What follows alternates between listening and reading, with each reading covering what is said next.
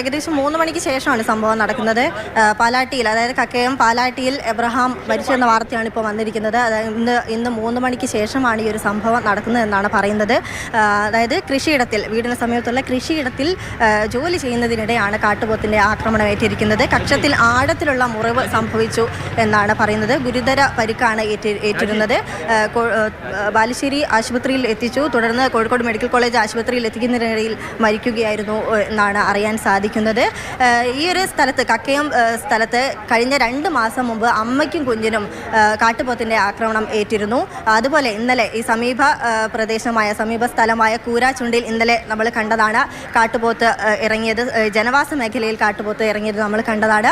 ഈ 2 മാസം മുമ്പ് അമ്മയ്ക്കും കുഞ്ഞിനും പരിക്കേറ്റ വിഷയവുമായി ബന്ധപ്പെട്ട ആ സംഭവവുമായി ബന്ധപ്പെട്ട് അതിനുശേഷം ഈ വനംവകുപ്പിൻ്റെ ഭാഗത്തു നിന്നും യാതൊരുവിധ റെസ്പോൺസ്, അതായത് ഒരു രീതിയിലുള്ള പ്രതികരണവും ഉണ്ടായിരുന്നില്ല, ഒരു രീതിയിലുള്ള നടപടി ഉണ്ടായിരുന്നില്ല എന്ന തരത്തിൽ പ്രദേശവാസികൾ പറയുന്നുണ്ട്. എന്താണ് സംഭവിച്ചത് എന്ന് നമുക്ക് പ്രദേശവാസിയായ ആളോട് ചോദിക്കാം. ചേട്ടാ, എന്താണ് സംഭവിച്ചത്? 3 മണിയായി. ഇദ്ദേഹം കൃഷിസ്ഥലത്ത് ജോലിയായിരുന്നു. കശുവണ്ടി ഇറക്കിയായിരുന്നു. ആ സമയത്ത് പുറകിലൂടെ ആക്രമിക്കുകയത്. അപ്പോൾ ഇത് ഞങ്ങൾ അറിയുന്നത് തൊട്ട് താഴെ സ്ത്രീ പശുവിനെ തിരുന്നതായിരുന്നു. അപ്പോൾ അവർ നിലവിളി കേട്ടു, അവർ ഓടി വന്ന് താഴെ വന്നെന്ന് പറയുന്നു. അങ്ങനെ പോയി നോക്കുമ്പോഴാണ് അതേടെ കിടക്കുന്നത്. അപ്പോൾ തന്നെ ഞങ്ങൾക്ക് അത് കണ്ടപ്പോൾ തന്നെ മനസ്സിലായി സമം ക്രിട്ടിക്കലാണെന്ന്. കാരണം കൊമ്പ് നല്ലവണ്ണം ഈ ബോഡിയിലേക്ക് തുളഞ്ഞു കയറിയിട്ടുണ്ട്. അപ്പോൾ ഇത് ഒരു 2 മാസം മുമ്പ് കക്കയം ഹൈഡ് ടൂറിസം മേഖലയിൽ വന്ന ആക്രമിച്ച അതേ കാട്ട് തന്നെയാണ് ഈ ആക്രമണം നടത്തിയത്. ഇത് വനംവകുപ്പ് ചെയ്യാൻ പോകുന്ന കാര്യം എന്തറിയോ? അവർ പോയി 2 പടക്കം പൊട്ടിക്കും, ഇത് കാട്ടിലേക്ക് കയറും, പിറ്റേ തവണ അത് ഇറങ്ങി വരും, പിന്നെയും പടക്കം പൊട്ടിക്കും. ഈ പ്രാകൃത രീതി അവസാനിപ്പിക്കുന്ന സമയമായി. നാട്ടിലിറങ്ങുന്ന വന്യമൃഗങ്ങൾ ഒന്നെങ്കിൽ വെടിവെച്ചുമില്ല, അല്ലെങ്കിൽ കാട്ടിലേക്ക് സ്ഥിരമായിട്ട് തുരത്തുക. ആ സംവിധാനം ചെയ്യണം. ഇത് എത്ര കാലം ഇങ്ങനെ ബോഡി ചുമക്കാൻ പറ്റും ആളുകൾക്ക്?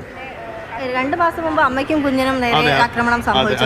അതിന്റെ ഒരു 500 മീറ്റർ അടുത്താണ് ഈ സ്ഥലം. അപ്പോൾ ആ ഒരു സമയത്ത് നാട്ടുകാർ എന്ന നിലയിൽ നിങ്ങൾ എങ്ങനെയാണ് വനം വകുപ്പുമായിട്ട് പ്രതികരിച്ചത്?